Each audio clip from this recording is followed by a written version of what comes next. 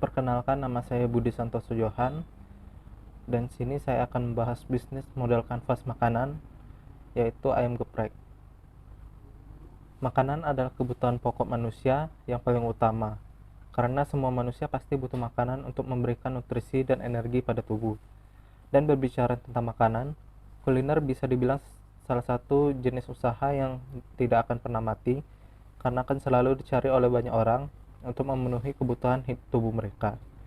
Sehingga saya membuat bisnis kuliner ayam geprek crispy ini. Bahan-bahan yang digunakan untuk membuat ayam crispy ini adalah daging ayam, telur, tepung sagu, garam, gula, dan minyak goreng.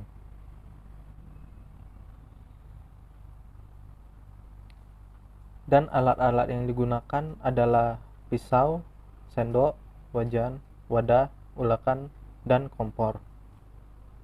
Key partners adalah pihak-pihak eksternal yang dibutuhkan dalam menjalankan key activities. Hal ini bertujuan untuk mengoptimasi operasi dan risiko bisnis. Salah satu contoh key partners ada supplier.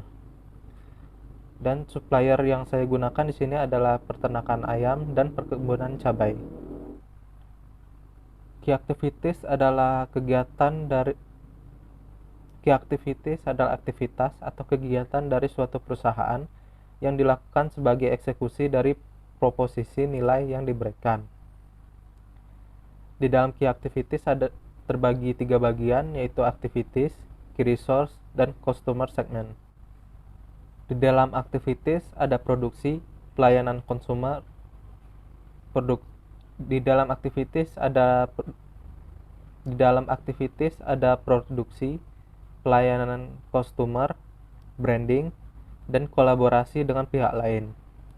Kemudian key resource merupakan komponen yang berisi apa saja yang dibutuhkan agar suatu organisasi atau bisnis dapat bekerja.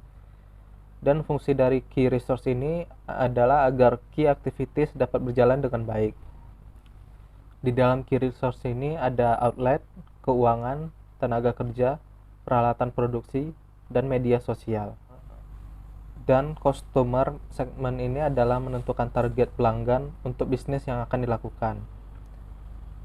Target pelanggan di sini adalah masyarakat umum, pegawai, pelajar, dan target yang paling utama adalah mahasiswa atau mahasiswi. Value proposition. Value proposition adalah keuntungan atau kelebihan yang diberikan kepada pelanggan untuk menaikkan nilai dari bisnis tersebut, sehingga pelanggan akan berpikir untuk kembali lagi. Dan sini yang diberikan adalah kemasan praktis, lezat dan bergizi, penikmat pedas maupun biasa, sambal terpisah, dan crispy. Customer relationship. Customer relationship ini menggambarkan jenis hubungan yang dibangun perusahaan atau bisnis dengan segmen pelanggan spesifiknya. Dalam customer relationship ini, kita perlu mendapatkan, mempertahankan, dan mengembangkan hubungan antara pelanggan.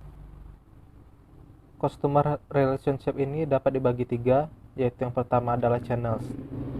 Channel yang dimaksud di sini adalah media atau sarana apa saja yang bisa digunakan untuk menyampaikan produk atau jasa.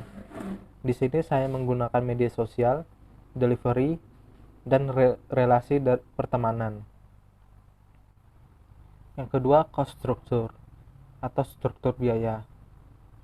Struktur biaya mendefinisikan semua biaya dan pengeluaran yang akan dikeluarkan perusahaan saat mengoperasikan model bisnis. Di sini ada yang pertama biaya listrik, lalu pembelian bahan baku, dan biaya pemasaran berupa iklan. Dan yang ketiga ada revenue streams.